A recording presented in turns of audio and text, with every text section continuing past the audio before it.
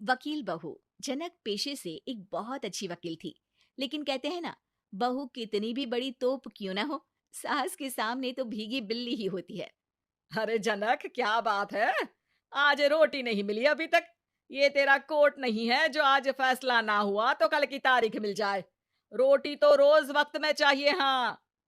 माँ जी, रोटी तो कब की बन गई। मैंने आपको कहा तो खाना खाने के लिए, आपने शायद सुना नहीं होगा।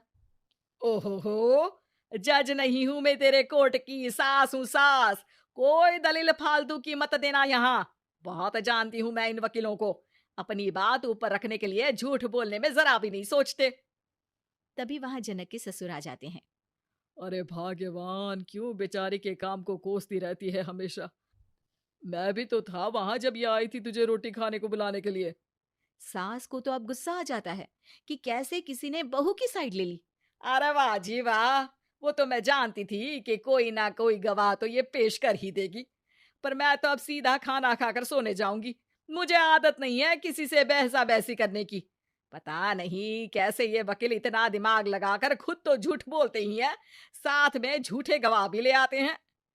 जनक को सास के ताने सुनने की अब आदत सी पड़ जाती है। एक दिन जनक वकील की ड्रेस पर काला कोट पहनकर कोर्ट के लिए निकल ही रही होती है कि अरे कहाँ चली काला कौवा बनकर? टोक दिया ना। अब कोर्ट तो वकील वाली ड्रेस पहनकर ही जाऊंगी ना। वाह भाई वाह, दामिनी तो मैंने भी देखी है। सन्नी पाजी ने ऐसा ही कोट पहना था और कहा था कि तारीख पर तारीख, तारीख पर तारीख। मतलब कि कोई बात करनी है तो बोलिए, वरना वक्त नहीं है मेरे पास खराब करने के लिए। अरे पता नहीं तुझ में क्या देखा मेरे बेटे ने, सारा दिन वकीलों वाली बहस करती है, भोली भाली सास के साथ। अच्छा सुन, जो इतनी बहस मेरे आगे करती है ना, जरा अपने बॉस से कर ले, जो 1 साल भी ना हुए तेरी शादी को और काले कपड़े पहना दिए। अंदर जा और लाल कोट पहन कर आ, पता तो चले कि नई नवेली शादी हुई है। अरे माँ जी, कोर्ट में मेरा बॉस क्या करेगा? ये तो पूरे देश की ड्रेस है वकीलों के लिए। लेकिन सास तो ठहरी सास। अच्छा, तो कोई जरूरत नहीं है 2-4 साल कोर्ट जाने की। शादी थोड़ी पुरानी हो जाए तब इजाजत दे दूंगी मैं तुझे काले कपड़े पहनने की। अब क्या था, मन मारकर जनक को लाल रंग का कोट पहनकर कोर्ट जाना पड़ता है। उसके जाने के बाद आहा, बढ़िया आई पूरे देश की ड्रेस की बात करने वाली। अरे पहना दिया ना लाल कोट। अब सास आए दिन या तो जनक को उसके काम का ताना देती, या फिर उसका काम छुड़वा देने की धमकी।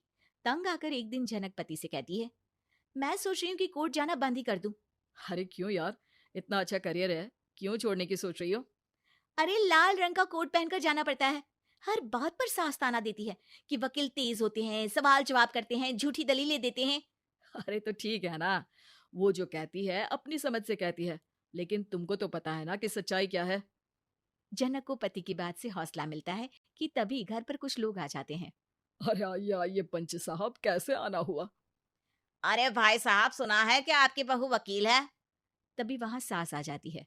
हाँ है तो, लेकिन क्या हुआ? फिर कहीं बहस कराई क्या?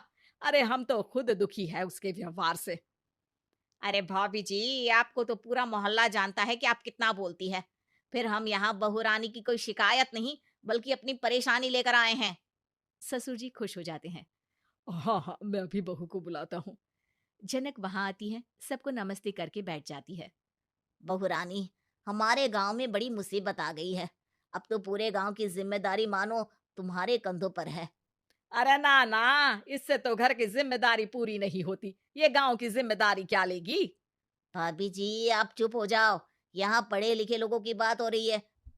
आप जाओ, जरा रसोई से सबके लिए चाय लेकर आओ। मैं कॉफी लूंगी। हाँ हाँ, वकील साहिबा के लिए कॉफी। सास सर पैर सब पटक कर वहां से निकल जाती है। बहू, गांव में पानी नहीं आ रहा है। पड़ोसी राज्य ने हमारा पानी रोक रखा है। हम्म, इसका मामला तो बड़े कोर्ट में चलेगा पंच जी, लेकिन ऐसा क्यों? वो राज्य हम लोगों से पानी के पैसे मांग रहा है। अब आधे गांव में पानी की सप्लाई खत्म हो गई है, बहुरानी। अच्छा पंच साहब, बात गांव की है तो मैं जरूर केस लड़ूंगी। यहाँ एक बार फिर सास की एंट्री हो जाती है। अरे वाह जी वाह, ये काम करवा लो आप हमारी बहू से, बहुत अच्छा करती है। मैं हूं सीधी सादी सास, इस लड़की ने कैसे लड़ लड़ कर मुझे साइड कर रखा है, ये तो अब आपको पता चल ही जाएगा।